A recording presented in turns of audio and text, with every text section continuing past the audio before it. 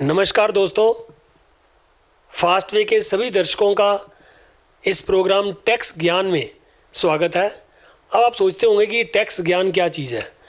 हमने ये प्रोग्राम शुरू किया है टैक्स ज्ञान, जिसमें हम टैक्स से रिलेटेड सभी उन बातों की चर्चा करेंगे जो कि एक आम आदमी, एक व्यापारी जानना चाहता है, परंतु उसके पास ऐसा कोई माध्यम नहीं है जिससे कि वो सरल शब्दों में उन चीज़ों को जान पाए।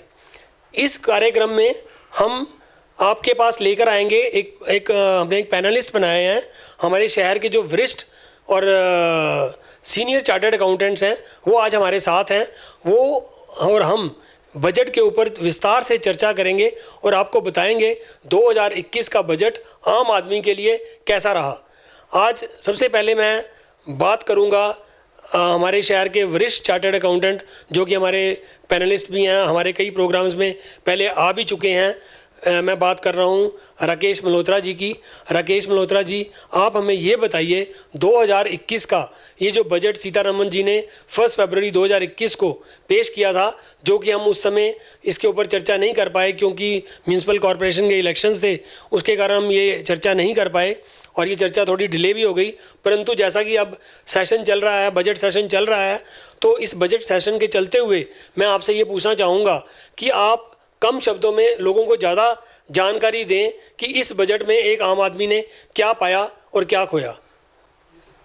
धन्यवाद खुराना जी। मुझे अच्छी तरह याद है कि जब 1 फरवरी को माननीय वित्त मंत्री निर्मला सीतारमन जी अपना बजट पेश कर रही थी, तो आपका एक फ़ोन आया था मुझे कि बजट पर चर्चा करना चाहते हैं। और उसके बाद मैं समझ सकता हूं कि आपकी व्यस्तताएं जो हमारे नगर निगम इलेक्शंस थे उसकी तरफ हो गई, और अभी भी रेलेवेंट टॉपिक है, बजट सेशन प्रोग्रेस में है। देखिए, जो इंडिया का बजट है ये इंडिया के हर सिटीज़न को अफेक्ट करता है। वैसे तो सारी दुनिया आज इंडिया के बजट की तरफ बड़ी जिज्ञासा से देखती है, और हमारे जो करदाता हैं, जो हमारे व्यापारी भाई हैं, उनको ये बहुत अफेक्ट करता है, क्योंकि जो बजट में प्रपोजल्स हैं वो आने वाला जो साल है, जो वित्त वर्ष है, जो फाइनेंशियल ईयर है, 1 अप्रैल 21-22 है, और जिस वित्त वर्ष से हम निकले हैं 20-21 से, जो कि महामारी के कारण बहुत इफ़ेक्ट कर गया है हम सब लोगों को, तो वित्त मंत्री के सामने भी बहुत चैलेंजेस थे, पर मैं समझता हूँ कि बहुत अच्छी जॉब उन्होंने की है। तो अभी आज का जो टॉपिक है उस पर आते हुए मैं ये शेयर करूँगा कि जो बजट प्रपोजल्स हैं, जो चेंजेस सजेस्ट किए गए हैं कर के क्षेत्र में, उसको 2 भागों में बांटा जा सकता है, डायरेक्ट टैक्सेस और इनडायरेक्ट टैक्सेस। और मेरी जो ड्यूटी मुझे दी गई है आज के प्रोग्राम के लिए वो है कि जो अप्रत्यक्ष कर है, जो इनडायरेक्ट टैक्स है, जिसे आप समझिए कि जीएसटी के नाम से जाना जाता है, उसमें जो चेंजेस आए हैं वो मैं आपके सामने रखूं बड़े सिंपल साधारण शब्दों में।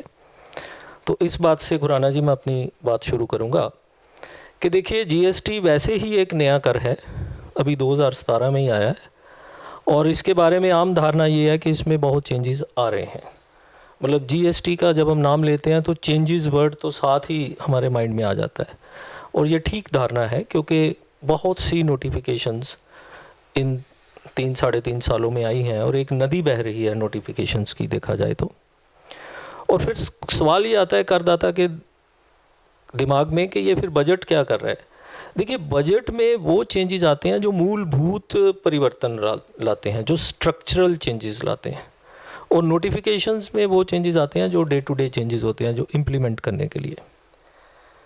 तो कमिंग टू द पॉइंट, जो जीएसटी में पहला चेंज इस बजट में आया है वो ये है कि एक थोड़ी सी कंट्रोवर्सी चल रही थी कि जो हमारे क्लब्स हैं, सोशल क्लब्स हैं या दूसरे हैं, उसमें से कुछ रजिस्टर्ड हैं, कुछ अनरजिस्टर्ड हैं, तो वो कुछ चीज़ें आपस में सेवाएं देते हैं या गुड्स बेचते हैं या जो भी करते हैं, तो क्या उस पर जीएसटी आएगा या नहीं आएगा। तो इस पर एक सुप्रीम कोर्ट का जजमेंट भी था कि जो अनरजिस्टर्ड हैं वो कॉन्सेप्ट ऑफ म्यूचुअलिटी होता है, एक लीगल टर्म है आपके, तो उसमें जीएसटी नहीं आएगा। ये सर्विस टैक्स की जजमेंट थी। तो इस बात को, इस कंट्रोवर्सी को रेस्ट करने के लिए अभी जो इस बजट में प्रावधान दिया गया है कि कोई भी तरह की एसोसिएशंस है, कोई भी तरह का क्लब है, कोई भी तरह की बॉडी है, चाहे अनरजिस्टर्ड है, अगर वो गुड्स और सर्विसेज आदान प्रदान करती है, चाहे कैश के लिए करती है, चाहे किसी और मोड में करती है, तो जीएसटी एप्लीकेबल होगा। और ये एक रिट्रोस्पेक्टिव अमेंडमेंट है। रिट्रोस्पेक्टिव का मतलब कि पिछली ही डेट से लागू है, जब से जीएसटी आया 1 जुलाई 17 से ही ऐसा समझा जाएगा। तो ये एक मूलभूत परिवर्तन है जो कि धारा 7 है सेक्शन 7 में। इसमें सोसाइटीज भी आएंगी, सब कुछ आएगा जी, जैसे सोशल सोसाइटी, जैसे हाँ जी, हाँ जी, संस्थाएं हैं, हाँ जी, हाँ जी, सब आएंगी। हाँ, समाज की सेवा कर रही हैं। हाँ, नहीं, अगर वो कोई गुड्स का सेल परचेज है या कोई सेवाएं दे रही हैं, कोई ट्रांजैक्शंस उसमें इन्वॉल्व है, तो जीएसटी के सारे प्रोविजंस उन पे लागू हो जाएंगे। तो ये एक मूलभूत परिवर्तन है। दूसरा जो परिवर्तन मैं आपके साथ शेयर करना चाहता हूँ, मोटे मोटे तौर पे, वैसे तो जीएसटी का काफ़ी जानकारी लोगों में हो गई है। दूसरा ये परिवर्तन है कि सेक्शन 16 में एक अमेंडमेंट आई है कि सेक्शन 16 कहता था कि अगर आपके पास बिल है और आपने गुड्स ली हैं, या डेबिट नोट है और आपने गुड्स ली हैं, तो आप आईटीसी जो इनपुट टैक्स क्रेडिट है ले सकते हैं। अब उसमें एक कंडीशन और डाल दी गई है, ठीक है। ये भी सुप्रीम कोर्ट की जजमेंट थी कि जी आपके पास बिल है और आप है तो आप आईटीसी दो। गवर्नमेंट कहती थी नहीं, आईटीसी तब मिलेगा अगर आपका बिल या डेबिट नोट मेरे पोर्टल पे आया है। तो करदाता ये कहता था जी कि मुझे क्या पता अब उसने पोर्टल पे डाला है या नहीं डाला। तो ये एक कंट्रोवर्सी चल रही थी कोर्ट्स में। अब इसको भी उन्होंने रेस्ट कर दिया है। मूलभूत परिवर्तन है कि आईटीसी तब ही मिलेगा कि अगर पोर्टल पे डाला गया है, चाहे वो इनवॉइस है, चाहे वो डेबिट नोट है। तो व्यापारी भाइयों को अब बहुत सतर्क रहना है कि आपने हर वक्त अपना पोर्टल चेक करना है। आप उसी आईटीसी के एंटाइटल्ड हो जो आपका GSTR 1 जिसे हम बोलते हैं उस पे जो रिफ्लेक्ट होगा। तो ये एक परिवर्तन आया है। तीसरा जो मूलभूत परिवर्तन है जिसके बारे में थोड़ी 1 मिनट मैं लूँगा इस टॉपिक पे, कि सेक्शन 35 में अमेंडमेंट हुई है और ये जानकारी काफ़ी लोगों को है कि जीएसटी में पहले 2 करोड़ से ज़्यादा या फिर 5 करोड़ से ज़्यादा जो टर्नओवर वाले केसेस थे उसमें आपको सीए के पास जाके ऑडिट करवाना पड़ता था। तो ये एक बड़ा प्रोविज़न है। इस बजट में जो प्रपोज़ल है सरकार ने इसको ख़त्म कर दिया कि अब आपको सीए के पास जाके जीएसटी पर्पस के लिए, इनकम टैक्स से मत जोड़िए इसको, क्लैरिटी के लिए बोल रहा हूँ कि जीएसटी के लिए आपको सीए ऑडिट की ज़रूरत नहीं है। तो इस पर बहुत चर्चा हुई है। हमारे जो मेंबर हैं all over India chartered accountants हैं, जो हमारी बॉडी है, उसमें भी हो हल्ला काफ़ी हुआ है कि ये क्या कर दिया। तो मैं वैसे आपको थोड़ी सी बैकग्राउंड इसकी क्लियर कर देता हूँ अपने करदाताओं के लिए, अपने व्यापारी भाइयों के लिए भी, कि देखिए जब इसमें 2-3 तरह की सोच काम कर रही है। पहली सोच तो ये है कि जब हर एक बिल आपका पोर्टल पे आ रहा है तो ऑडिट की थोड़ी सी आवश्यकता कम हो जाती है। अब आपका बैंक अकाउंट भी गवर्नमेंट के पास है, उससे भी ऑडिट की आवश्यकता कम हो जाती है। और जो हाई वैल्यू ट्रांजैक्शंस हैं वो आपके फॉर्म 26 में आ रही हैं। तो इस तरह से जो इंटरनेट डाटा है इतना आ गया है। और दूसरा गवर्नमेंट की एक सोच होती है, अभी मुझे एज ए चार्टर्ड अकाउंटेंट ऐसा नहीं बोलना चाहिए, पर मैं आपको एक शुद्ध जानकारी देना चाहता हूँ कि गवर्नमेंट की सोच रहती है कि cost of compliance with tax laws कम होनी चाहिए, कि जो करदाता है उसको अपने कर कानून के लिए कंप्लायंस करने के लिए उसकी कॉस्ट बढ़नी नहीं चाहिए। और ये सोच गवर्नमेंट ने रखी है कि जब आप सीए के पास जाते हो तो उसकी कॉस्ट ऑफ कंप्लायंस बढ़ जाती है। और इस व्यू के साथ उन्होंने इस ऑडिट को ख़त्म कर दिया है। ठीक है, मेरे प्रोफेशन के हक में है या नहीं है ये एक अलग विषय है, मैं इसमें नहीं जा रहा। पर मैं अपने करदाताओं को सचेत करना चाहता हूँ कि आप ये मत समझिए कि ऑडिट ख़त्म हो गया तो अब आप देखेगा कोई नहीं। जीएसटी लॉ में दूसरे प्रोविजंस हैं। ऑडिट का जो अमेरिकन कॉन्सेप्ट है that is audit by government authorities. पहले हमारे स्क्रूटनी का कॉन्सेप्ट था, अमेरिका में स्क्रूटनी का कॉन्सेप्ट नहीं है, वहाँ ऑडिट बाय गवर्नमेंट अथॉरिटीज़ का कॉन्सेप्ट है। और हम धीरे धीरे इंडिया में भी उस तरफ जा रहे हैं कि अभी जो ऑडिट होगा वो गवर्नमेंट अथॉरिटीज़ आके करेंगी, आपके प्रेमिसेस पे आके करेगी, वो आपके साथ बैठेंगी, वो आपको कहेंगे जी अपने बिल काटते जाओ, अपने कस्टमर अटेंड करते जाओ, आप अपनी बैंकिंग करो, हमें एक चेयर टेबल दे दो। जैसे बैंक में ऑडिटर जाते हैं तो साइड पे बैठ के वो कहेगा जी हम आपका ऑडिट कर रहे हैं, पिछले साल का कर रहे हैं, पिछले 3 साल का कर रहे हैं। उसके लिए प्रोविज़न ऑलरेडी जीएसटी लॉ में है, सेक्शन 65 इज़ देयर कि ऑडिट बाय गवर्नमेंट अथॉरिटीज़। हमें ऐसा लग रहा है कि अब गवर्नमेंट उस तरफ लेके जाना चाहती है अपने। दूसरा, ऑडिट की बात को ख़त्म करूंगा इस बात के साथ, इम्पॉर्टेंट है कि अब कमिश्नर के पास धारा 66 सेक्शन 66 में पावर है कि जब वो चाहे, जहां उसे लगे, तो वो किसी चार्टर्ड अकाउंटेंट की ड्यूटी लगा सकता है कि वो आपके अकाउंट्स ऑडिट करे जीएसटी के लिए। पहले तो आप जाते थे और आप सीए की रिपोर्ट लगाते थे, अब कमिश्नर चाहेगा जहां उसे लगेगा कि स्पेशल ऑडिट रिक्वायर्ड है, और उसकी फ़ीस भी कमिश्नर ही देगा। आप असेसी को उसकी चिंता करने की ज़रूरत नहीं है, और सीए अपनी रिपोर्ट भी उसमें कमिश्नर को देगा। तो ये एक बहुत बड़ा चेंज है जो जीएसटी ऑडिट में सेक्शन 35 में आया है। एक दो मूलभूत परिवर्तन हो रहा है, क्योंकि देखो बजट में जो बड़े बेसिक स्ट्रक्चरल चेंजेस होते हैं उनको समझना चाहिए। आगे चेंज ये आया कि जीएसटी में एक और कंट्रोवर्सी चल रही थी कि जो इंटरेस्ट लगना है, अगर मेरी कोई लायबिलिटी बन जाती है तो ग्रॉस पे लगना है या नेट पे लगना है, तो वो भी उन्होंने इस बजट में क्लियर कर दिया कि आपकी नेट कैश लायबिलिटी जो है उसी पे ही इंटरेस्ट लगना है आपको, इनपुट पे वाले पे नहीं लगना, जो आपका एलिजिबल इनपुट है। और ये भी रिट्रोस्पेक्टिव अमेंडमेंट है, 1 जुलाई 17 से ही लागू है ये वाली अमेंडमेंट। सो इस तरह की मूलभूत परिवर्तन है जो इसमें हुए हैं। और इसमें जो एक विशेष जो परिवर्तन हुआ है ये बड़ा इम्पॉर्टेंट है, और शायद ये लास्ट है मेरे टॉपिक में, उसके बाद डायरेक्ट टैक्सेस के मेरे जो मित्र हैं वो शेयर करेंगे कि जीएसटी में अटैचमेंट का प्रोविज़न है कि अगर आप कोई टैक्स डिफ़ॉल्ट करते हो, कोई ऑफेंस करते हो, तो आपकी प्रॉपर्टी या आपका बैंक अकाउंट अटैच हो सकता है। गवर्नमेंट उसको फ्रीज़ कर सकती है, चाहे आपके बैंक में कोई भी पैसा पड़ा है वो फ्रीज़ हो जाएगा, आप उसे निकाल नहीं पाओगे जब तक आप वो टैक्स सेटलमेंट आपका क्लियर नहीं होता, डी फ्रीज़ नहीं होता अकाउंट। तो पहले जो प्रोविज़न था उसमें ये था कि जो टैक्सेबल पर्सन है, जिसने जीएसटी नंबर लिया हुआ है, जो रजिस्टर्ड पर्सन है, उसका बैंक अकाउंट अटैच हो सकता है।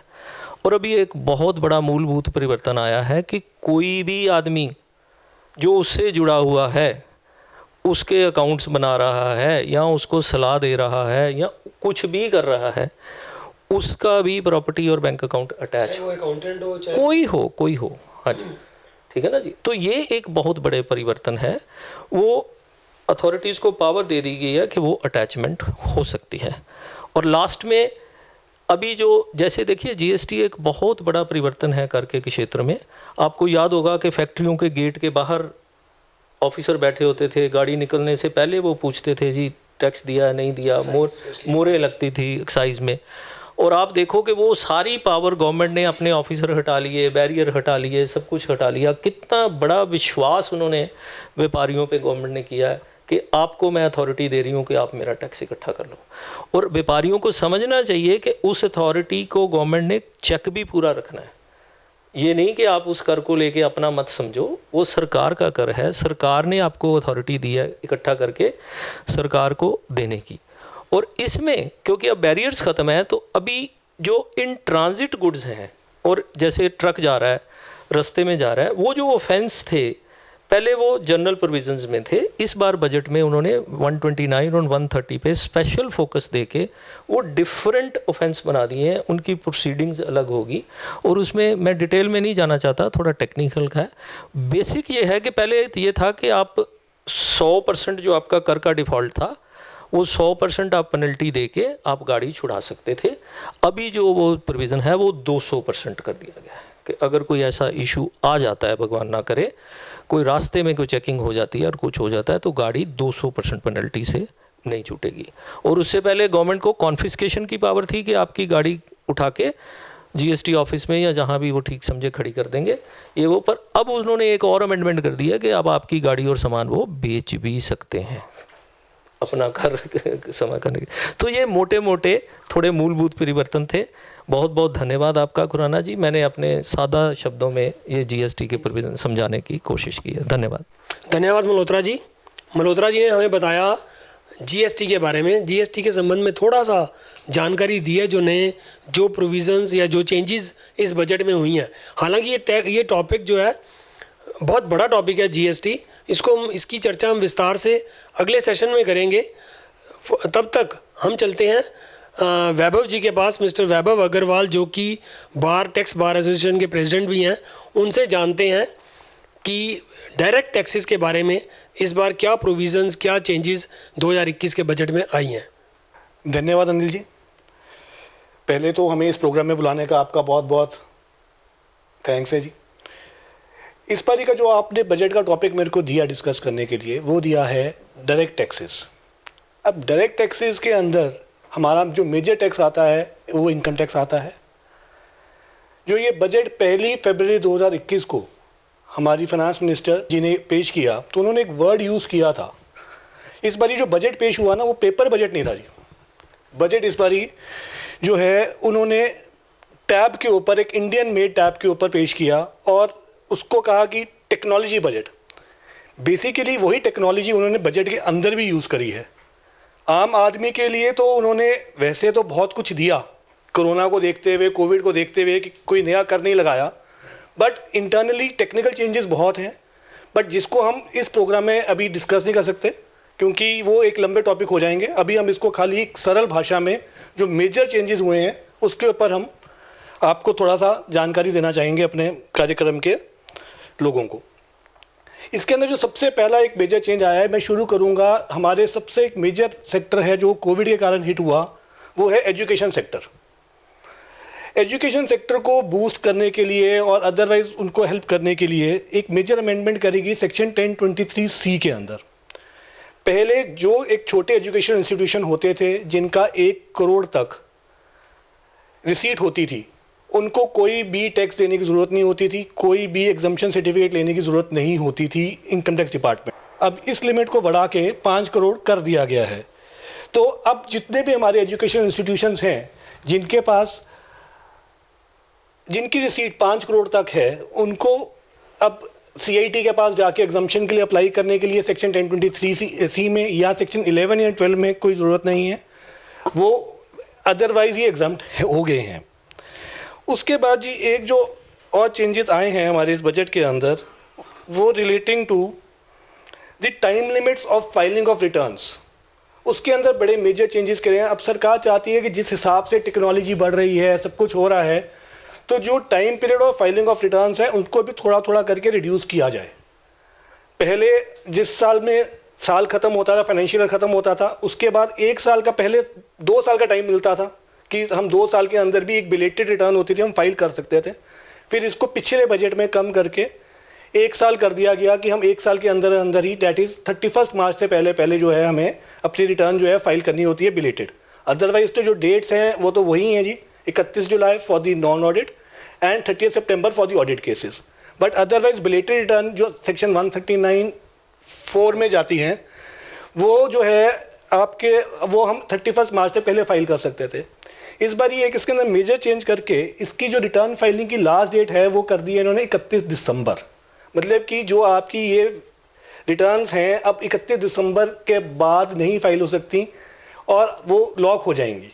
तो that means the time period that has been provided, वो जो है वो 9 महीने कर दिया है 12 महीने से। सेकेंडली जो आपके नोटिस आते थे स्क्रूटनी वगैरह के सेक्शन 143(2) के, उसके लिए भी टाइम पीरियड सरकार के पास 6 महीने का होता था कि जिस साल में आपने रिटर्न भरी है उस साल के ख़त्म होने के 6 महीने के अंदर, जो कि 30 सितंबर बनती थी, तब तक टाइम होता था कि वो अपनी वो जो है नोटिस आ सकते थे। उसी चीज़ को देखते हुए उन्होंने जो टाइम पीरियड है वो भी 30/6 कर दिया है। पर इसके अंदर आप ये मत सोचिए कि गवर्नमेंट ने अपना टाइम कम किया है। अदरवाइज अगर हम उसके उस हिसाब से लेके चलें तो पहले 31 मार्च टाइम होता था रिटर्न भरने का, तो गवर्नमेंट के पास 6 महीने होते थे 30 सितंबर तक। अब जो है ये टाइम पीरियड जो है क्योंकि दिसंबर कर दिया तो इन्होंने नोटिस सर्विंग का टाइम भी 30/6 कर दिया। उससे क्या हुआ, गवर्नमेंट के पास तो अपने 6 महीने पूरे हैं नोटिस देने के लिए फॉर द स्क्रूटनी केसेस। इसके बाद जी मैं आपसे बात करूंगा एक टॉपिक के ऊपर जो कि है relating to the false entry.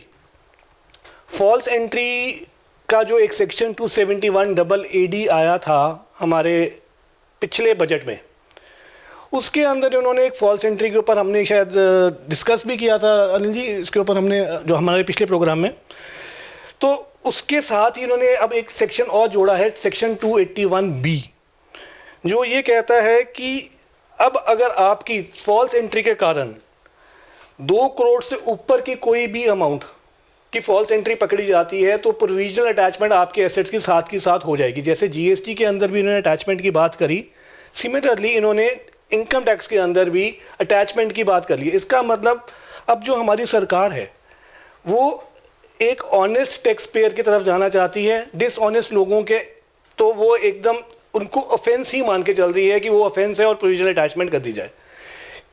धन्यवाद वैभव जी, आपने डायरेक्ट टैक्सेस के बारे में जो जानकारी दी, मुझे लगता है कि इससे हमारे जो दर्शक हैं या हमारे जो देख रहे हैं लोग जितने भी, उनको काफ़ी जानकारी मिली होगी। हम आगे चलते हैं, इसी कड़ी को आगे बढ़ाते हुए हम चलते हैं मिस्टर संजीव महाजन।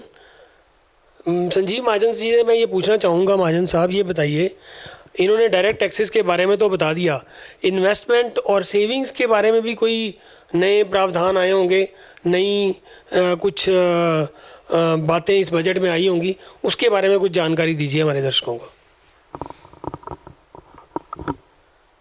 धन्यवाद अनिल खुराना जी, ये आपका बहुत ही अच्छा इनिशिएटिव है कि आम पब्लिक के लिए जो टैक्स का ज्ञान होना चाहिए, जो आम लोगों को पता चलना चाहिए, उसके बारे में बहुत अच्छा इनिशिएटिव लिया है जो प्रोग्राम आपने स्टार्ट किया है।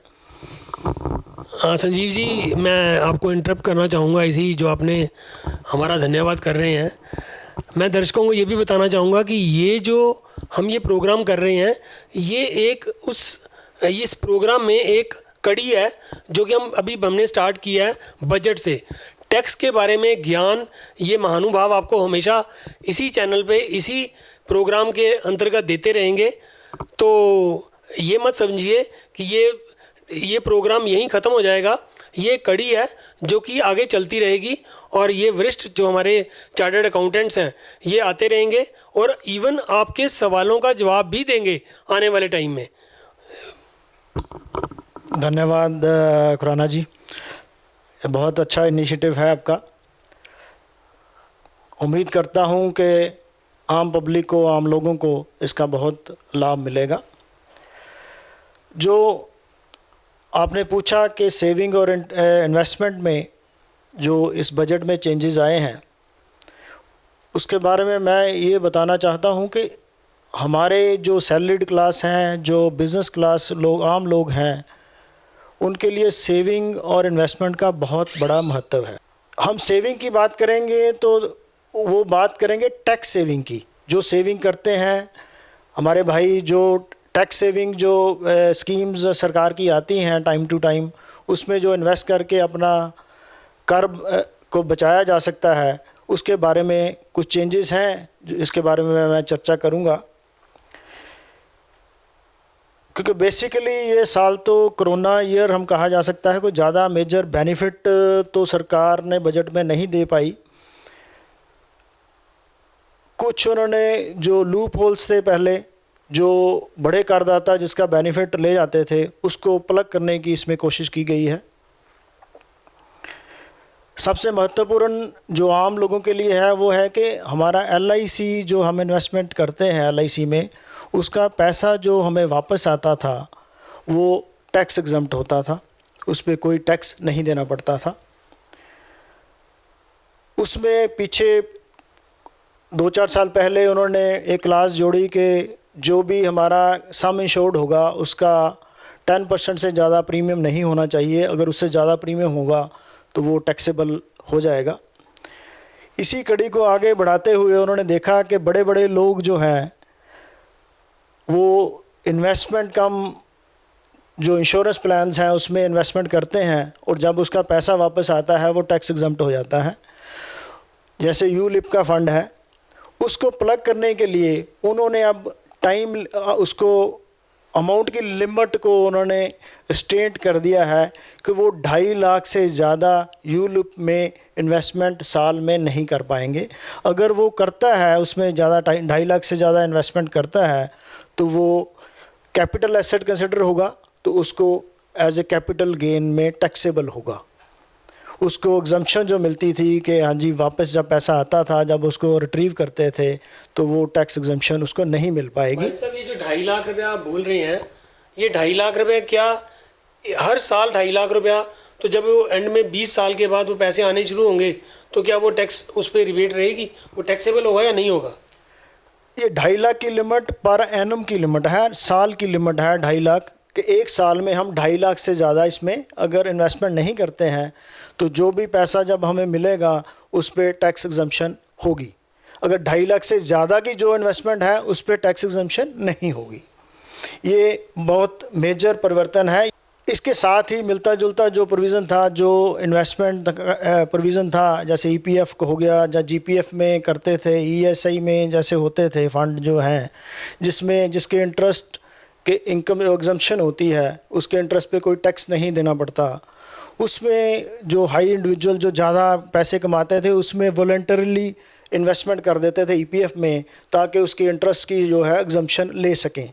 अब उसको भी प्लग करते हुए उन्होंने सेक्शन 10(11) और सेक्शन 10(12) में चेंजेस करी हैं, और उसकी भी लिमिट उन्होंने 2.5 लाख रुपया कर दी है। 2.5 लाख तक जो है अगर इन्वेस्टमेंट करते हैं उसके इंटरेस्ट के ऊपर तो कोई टैक्स नहीं होगा। अगर उसके ऊपर कोई इन्वेस्टमेंट है तो उसके ऊपर वाली इन्वेस्टमेंट पे जो भी इंटरेस्ट मिलेगा वो टैक्सेबल हो जाएगा। ये बहुत मेजर परिवर्तन है। और एक बहुत कंट्रोवर्शियल जो इशू चल रहा था वो था ईपीएफ की पेमेंट का, दैट इज़ एम्प्लॉयर शेयर। जैसे इंडस्ट्रीज़ में या बिजनेसेस में या हॉस्पिटल्स में जो ईपीएफ या ईएसआई काटते थे उसमें 2 शेयर जाते हैं, एक एम्प्लॉयर शेयर, एक एम्प्लॉइज़ शेयर। उसमें काफ़ी हाई कोर्ट्स के डिसीज़न थे जिसमें वो कहते थे कि दैट इज़ अगर वो रिटर्न भरने से पहले हम जमा करवा देते हैं तो उसकी एग्जम्पशन मिलनी चाहिए। कुछ हाई कोर्ट के डिसीज़न थे कि नहीं मिलनी चाहिए। तो उसको अब उन्होंने इस कंट्रोवर्सी को अब इन्होंने ख़त्म करते हुए अब इसमें प्रोविज़न लाया है कि 36 उसको क्लैरिफाई किया है रादर। उसमें उन्होंने बोला है कि एम्प्लॉइज़ कंट्रीब्यूशन जो एम्प्लॉयर काटेगा उसको उस एक्ट के हिसाब से जो भी लास्ट डेट है उसमें जमा करानी पड़ेगी। जैसे ईपीएफ हर महीने की 15 तारीख को लास्ट डेट होती है, तो 15 तारीख से पहले जमा कराएगा तो उसको उसकी डिडक्शन मिलेगी, अदरवाइज़ एम्प्लॉयर को उसका रिबेट नहीं मिल पाएगा। और दूसरा जो एम्प्लॉयर कंट्रीब्यूशन है उसकी रिबेट जो है एज इट इज़ रहेगी, उसकी डिडक्शन उसको मिलेगी। अगर वो जो एम्प्लॉयर शेयर है रिटर्न भरने की जो लास्ट डेट है, जो ऑफिशियली लास्ट डेट 139(1) में है, उसके पहले उसको जमा करा देता है तो उसको उसकी रिबेट बाकायदा मिलती रहेगी। ये बहुत मेजर चेंज है, बड़ा कंट्रोवर्शियल इशू थे इसमें, तो ये उन्होंने कंट्रोवर्सी को इन्होंने इसको ख़त्म किया है। एक हमारी जो लोगों की आम लोगों के लिए जो अफोर्डेबल हाउसिंग का प्रधानमंत्री जी का हमारा है कि हर किसी को घर मिले और अफोर्डेबल रेट पे मिले, उसकी एग्जम्पशन जो है वो 31/3/21 तक थी।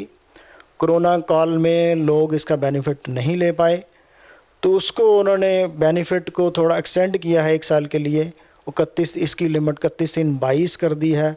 और जो भी लोन इससे पहले लोग हाउस लेना चाहते हैं और जिसकी वैल्यू जो है 45 लाख से कम है, उसको 31/3/22 से पहले अगर लेता है उसको 1.5 लाख की एग्जम्पशन जो है वो मिल पाएगी। ये एक्स्ट्रा एग्जम्पशन होती है, ये सेक्शन 80EE में आती है, दैट इज़ नॉर्मल एग्जम्पशन जो 80C में हम नॉर्मली लेते हैं उससे अलावा ये दी जाती है। 1.5 लाख की एग्जम्पशन जो हम डिडक्शन जो है वो मिलती है 80C में, जो नॉर्मली हम 80C और 80CCD में हम देते हैं।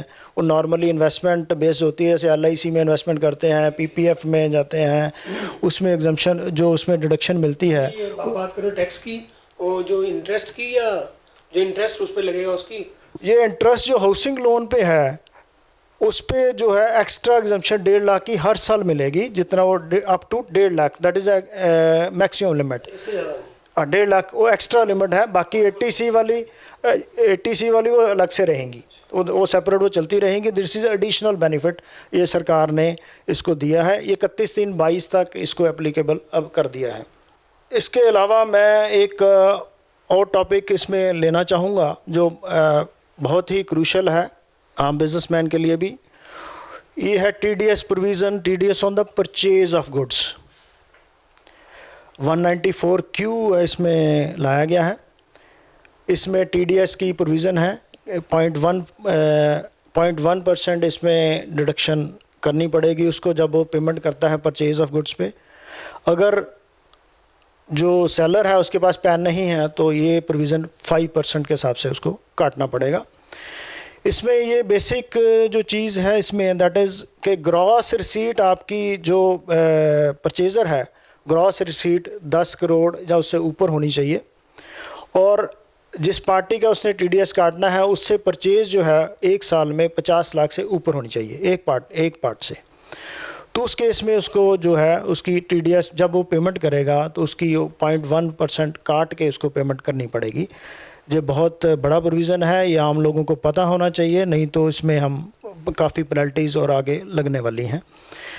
इसको अगर एक साथ में जोड़ें जो पिछले साल कुछ अमेंडमेंट करी थी वो थी 206C1H एक प्रोविज़न आया था।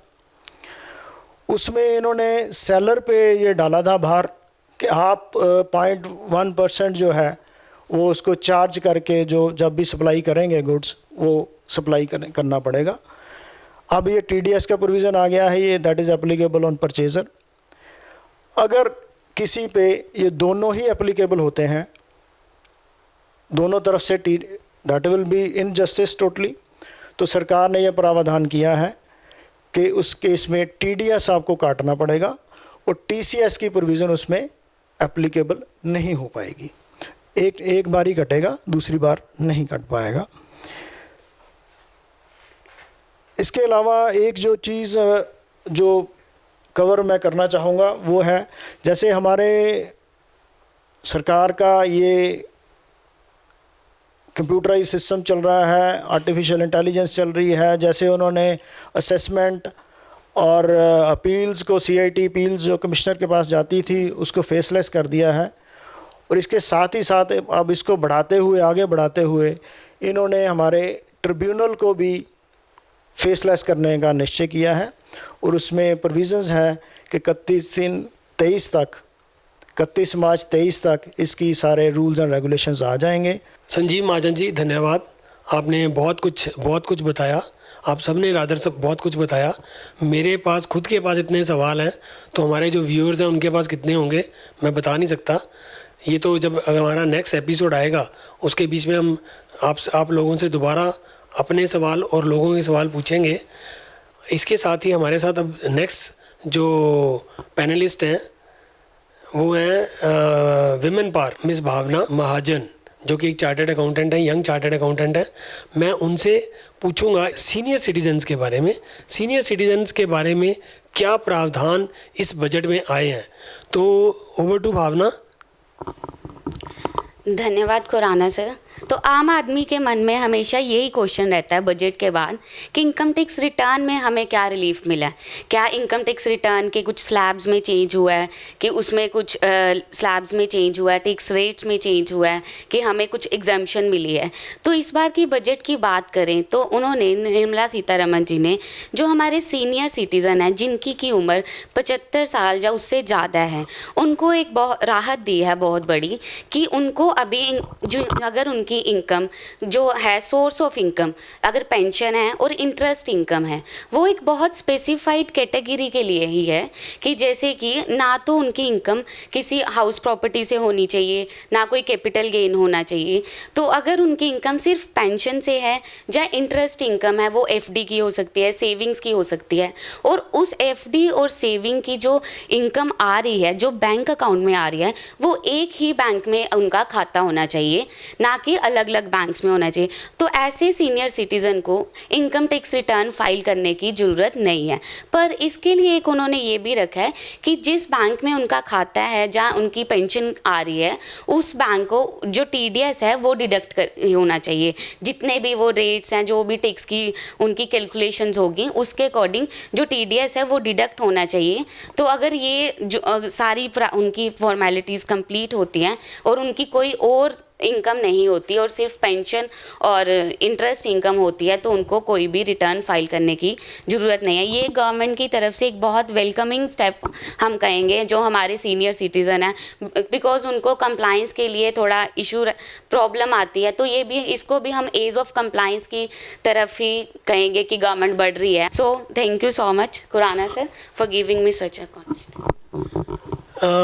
राकेश जी, भावना जी ने एक बहुत अच्छी बात बोली कि पहले जब बजट आता था ना, सबका ध्यान ये होता था कि स्लैब बढ़ा कि नहीं बढ़ा, स्लैब कितना हो गया इस बार। तो इस बार मेरे ख्याल से स्लैब की तरफ तो किसी ने ध्यान ही नहीं दिया, ना ही शायद लोग तो सोचते रहे होंगे, बट स्लैब की तरफ ना जाके, जैसे वैभव जी ने बताया कि बड़ा टेक्निकल सा बजट था, तो इसके बारे में आप क्या कहना चाहेंगे? ना आप समझिए जो मेन फोकस है गवर्नमेंट का वो इन्फॉर्मेशन पे है कि पहले ये स्लैब्स वगैरह तो बहुत माइनर चीज़ें हैं। देखिए 5% का स्लैब है, मेन बात ये होती है। हाँ वो पुरानी बात है ना सर, अब हम बहुत आगे निकल गए हैं, अब हम दुनिया से बड़े देशों से मुकाबला करना चाहते हैं। तो उसमें ये है कि देखिए स्लैब को बार बार छेड़ना कोई अच्छी बात नहीं है, और ये फाइनेंस मिनिस्टर ने बोला कि स्लैब्स को बार बार नहीं छेड़ना। अब देखो कि पिछले काफ़ी सालों से स्लैब्स फिक्स हैं। एक तो करदाता के दिमाग में भी एक थोड़ी सी परमानेंस रहती है इससे।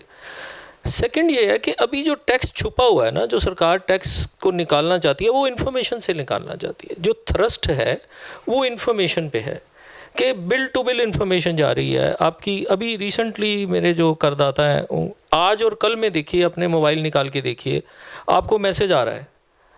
जो भी करदाता है जो देख रहे हैं इस प्रोग्राम को, और अपना मैसेज बॉक्स में जाएं, इनकम टैक्स डिपार्टमेंट उनको इन्फॉर्म कर रहा है, ये बड़ी इंपॉर्टेंट बात है कि साल 2021 के लिए, अभी जो साल ख़त्म होने के लिए 15 दिन बाकी हैं और 2 दिन रहते हैं टैक्स, एडवांस टैक्स की लास्ट इंस्टॉलमेंट के लिए, जो 15 मार्च को है। आपने बड़े सही समय पे ये प्रोग्राम रखा है। कल से 1-2 दिन से मैसेजेस आ रहे हैं लोगों को कि हेलो टैक्स पेयर, हमें एक जानकारी है कि आपने एक हाई वैल्यू ट्रांजैक्शन की है और आप अपना एडवांस टैक्स भरते समय उस जानकारी को ध्यान में रखें। देखिए कितना बड़ा रेवोल्यूशन है। एज ए टैक्स प्रैक्टिशनर मैं लास्ट 37 से I am in this profession, 37 years हो गए मुझे। 83 में मैंने शुरू किया था। तो होता क्या था कि करदाता कुछ कर आता था, फिर उसके बाद 10 महीने बाद हमारे पास कागज़ आते थे, फिर पता लगता था कि इसने ये किया हुआ है, एडवांस टैक्स कम गया हुआ है।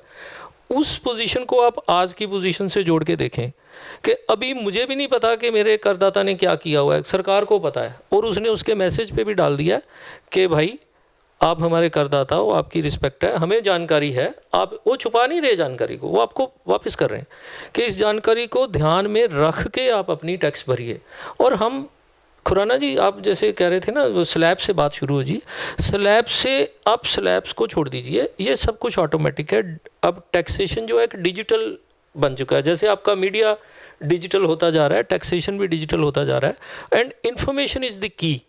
और आप ये जानकर चलिए कि जो आप कर रहे हैं, sale, purchase, property, banks, investments, whatever you are doing, कोई चीज़ छुपी नहीं रहेगी। यहाँ आपका बायर बताएगा, यहाँ आपका सेलर बताएगा, यहाँ आपका बैंकर बताएगा, आपका इंश्योरेंस वाला बताएगा, आपका तहसीलदार अपलोड करेगा। So government is having information and information is the base of revenue for the government. ये एक बहुत बड़ा मेजर चेंज है जिसे हम सब करदाताओं ने समझना है। इसके बारे में वैभव जी क्या बोलेंगे कि इसका मतलब करदाता को, जैसे आपने पिछले प्रोग्राम में भी बताया था कि करदाता को ईमानदार होना पड़ेगा, तो क्या कहेंगे आप कि हर करदाता को कोई भी इन्फॉर्मेशन छुपानी नहीं चाहिए? इससे पहले मैं एक बात और बताना चाहूँगा, फिर रिपीट करूँगा कि ये जो प्रोग्राम है ये जस्ट एक इंट्रोडक्शन है। इसको हम बहुत अच्छे लेवल पे और बहुत आसान शब्दों में आगे आने वाले टाइम में एक एक चीज़ की जानकारी आपको देंगे। और आप ये कार्यक्रम आपको कैसा लगा इसके बारे में बताना मत भूलिएगा। और आपको कोई जानकारी चाहिए हो तो हमारे नीचे दिए गए नंबरों पर आप उसको व्हाट्सएप कर सकते हैं। ओवर टू वैभव जी। अनिल जी, जैसे तो हमने पिछले प्रोग्राम में भी बात करी थी, honesty is the key for the things for the tax payers right now. अब इसके अंदर जो है आपका जो सवाल है कि इन सब चीज़ों से क्या करदाता को क्या करना होगा। देखिए अब ऐसा है, ऑनेस्टी तो एक बात अलग हो गई, उसके अंदर जो सबसे बड़ी बात जो आ रही है वो ये आ रही है कि अब डिपार्टमेंट के पास थ्रू इंफॉर्मेशन टेक्नोलॉजी इतनी ज़्यादा इंफॉर्मेशन है कि अब कोई भी करदाता अपनी इंफॉर्मेशन को नहीं छुपा पाएगा। उसके लिए छुपाना और ये सारी चीज़ें, ये सब पुराने दिन चले गए। अब तो आप अपना 26 AS फॉर्म होता है, उसको खोलिए, आपने क्या सेल करी है ड्यूरिंग द ईयर, GST में क्या भरा है, आपका किसने TDS काटा है, आपने किससे पेमेंट करी है, क्या हुआ है। और बाकी जगह संजीव जी ने इस बजट में बताया कि इनफैक्ट इस बारी तो आपने किसी को, क्योंकि परचेज़र के ऊपर पेमेंट के ऊपर TDS लगा दिया उन्होंने, तो अब आपने जब भी सेल करी है तो वो उनके पास TDS के थ्रू भी आ जाएगी। तो it is all now a web. जैसे हम इंटरनेट को पहले वेब कहते थे, अब ये टैक्स वेब बन गया है। आपकी लिंकिंग जो है GST की with income tax, with your banks, with your tehsil, जहाँ आप प्रॉपर्टी की डीलिंग्स कर रहे हैं, इवन जो आपके तहसीलदार हैं वो लोगों को भी कंपल्शन है कि हर महीने वो भी एक इन्फॉर्मेटिव रिटर्न जो है वो डिपार्टमेंट को देते हैं।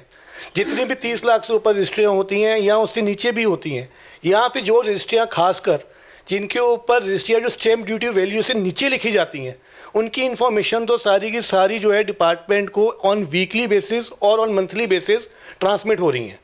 तो इसलिए अब आज की डेट में तो जो कुछ भी आप कर रहे हैं, अगर आप अपने लीगल कंसल्टेंट के साथ समझ के उसको नहीं करेंगे तो कहीं ना कहीं पे आपको दिक्कत आएगी। और सबसे बड़ी बात यह है कि आगे होता था कि हम ये चीज़ ना बताएं, ऐसे ना करें। अब डिपार्टमेंट आपसे नहीं पूछेगा कि बताना है कि नहीं बताना है, उनके पास सब कुछ है। तो ऑनेस्टी तो हमें खुद ही लेके आनी पड़ेगी, क्योंकि जब इन्फॉर्मेशन इनके पास है तो हमें तो इस चीज़ के ऊपर जो है खुद ही करना पड़ेगा। महाजन साहब, संजीव जी, ये ऑनेस्टी इस साल से लानी पड़ेगी या अगले साल से? खुराना जी, ऑनेस्टी तो अपने जहन में होती है। 2021 से आएगी या 2021? ऑनेस्टी तो जब से ये इंटेलिजेंस वाला काम आया है, जब से ये 2-3 साल हो गए जी, जब से ये चल रहा है, डाटा माइनिंग हो रही है, आर्टिफिशियल इंटेलिजेंस को वाइड लेवल पे यूज़ किया जा रहा है। अपना जो उनके पास डाटा आगे भी जाता था डिपार्टमेंट के पास, एक बात को समझें, डाटा आगे भी जाता था, अब इन्होंने और डाटा इकट्ठा करना शुरू कर दिया, पर इसकी अब माइनिंग कहते हैं, जब उसकी प्रोसेसिंग है वो बहुत ही फास्ट हो चुकी है। आर्टिफिशियल इंटेलिजेंस यूज़ कर रहे हैं, उससे इसमें मैं साथ में एक चीज़ और जोड़ना चाहूँगा।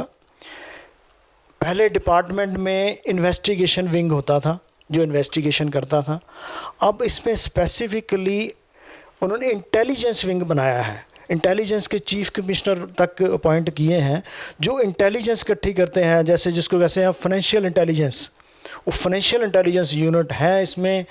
तो मैं तो गुजारिश करूंगा सभी करदाताओं से, स्मार्ट बनने की कोशिश मत करें, ईमानदारी से इंटेलिजेंट बने, ईमानदारी से टैक्स भरें, अपना सारा पैसा ब्लैक एंड वाइट में रखें, 2 नंबर का काम करने की कोशिश ना करें। मैं सभी पैनलिस्ट राकेश जी का, वैभव जी का, संजीव जी का और भावना जी का धन्यवाद करता हूं और आशा करता हूं कि आपको ये प्रोग्राम अच्छा लगा होगा और आने वाले प्रोग्राम के आप इंतज़ार कीजिए। हम इसमें और इंटरेस्टिंग चैप्टर्स, इंटरेस्टिंग टॉपिक्स लेकर आएंगे। टैक्स ज्ञान में आपको और बहुत सारा ज्ञान देंगे हमारे ये महानुभाव। Thank you very much, thanks a lot.